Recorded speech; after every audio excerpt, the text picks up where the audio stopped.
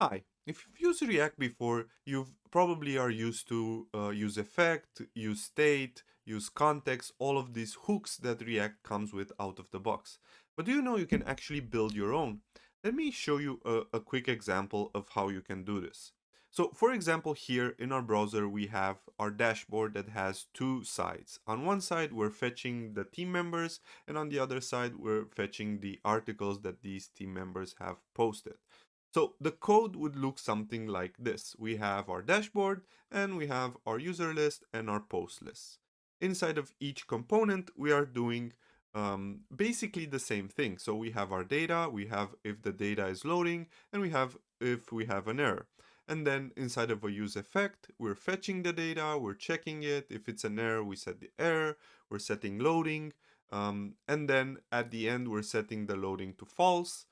And in the GSX, we're actually rendering if we're loading, we're rendering the error if there's an error, and if not, we're mapping through the data and showing it.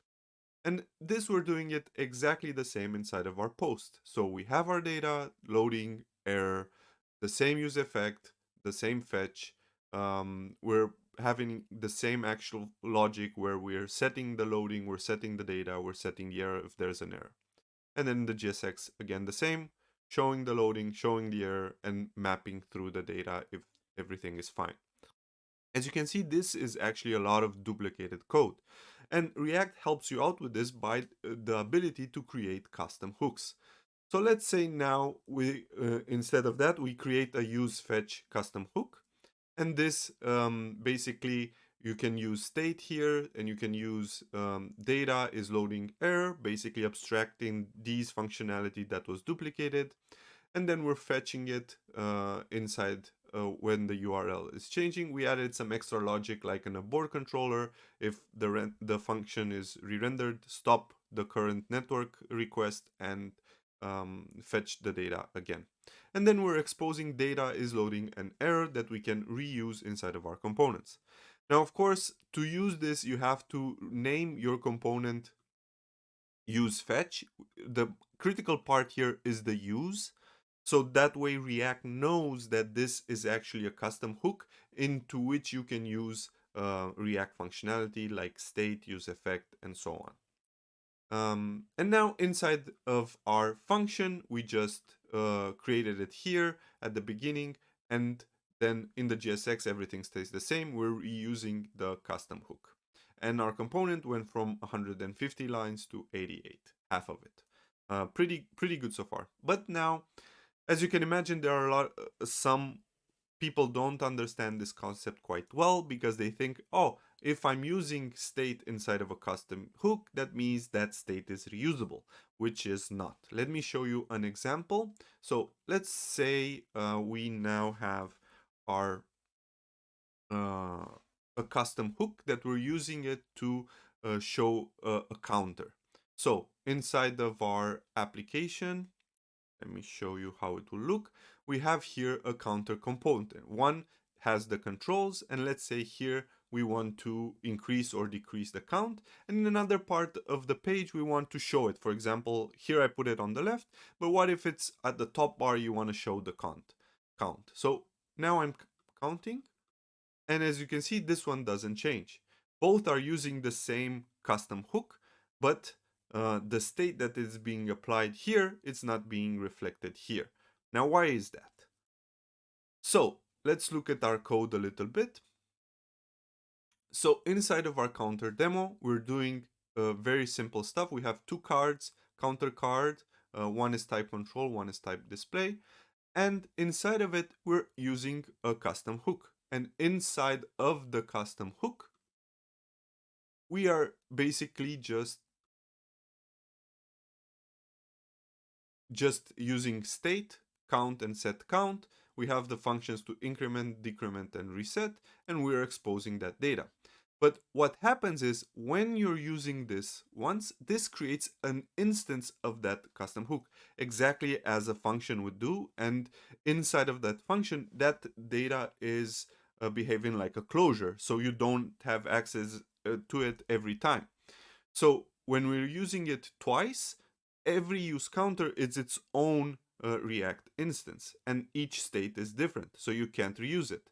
The one that shows 0 has 0, and we have never called increment on it because it's a different component.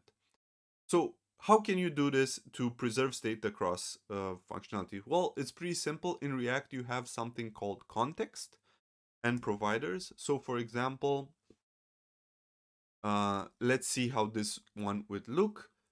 So the same component as before, but now we have a counter provider that encapsulates some logic for the shared counter card. So in our provider, what we're doing is we're creating only one instance of the use counter, and then we're passing it down as a value. If you have used with Vue before, this is exactly how provide inject works in Vue. But this in React, now the children have access to the context, and inside the context, the value is the counter state. So let's look how this would work. We have here another custom hook that gets access to the context and just returns it. And inside of our counter card, we're just reusing that. And because it's just one instance of it that's being passed down to the children, now it's being, you can reuse the state. So let's see how this would look like in the browser. So now we have here counter C and counter D. So this is the controller. I pass it and you can see it's being shown here. So now you can reuse state across multiple components. And this is very useful, for example, when you don't want to do prop drilling. You don't want to pass the count value to 7 children through props. You can just create a provider and then all of the children have access to this context value. But there are still some problems with custom hooks that I hope everyone can avoid. For example, if we have thousands of components that are using a custom hook. So let's look at our bad practice demo. So here what we're having is we have a table with hooks. We're creating a table with 400 cells, and each cell is rendering the table cell component. And inside of the table cell, we're actually using two custom hooks. One is to check for the window size, and if the window size changes, we do some re-rendering, and then we check for some visibility change. Imagine here you have like a tooltip or something that you need some effects on. So both of these custom components are actually setting state, and then they're adding an event listener. So now imagine you have 1,000, 2,000 of these components that are using, each are creating their own instance of this, each are adding an event listener to the browser. And as you can imagine, performance goes down and down and down as more of you are using this component. And it gets worse with the other hook if you have used bad visibility detection. So here we're using actually an intersection observer. So this adds an intersection observer on each component, and again it creates really, really bad performance for the browser.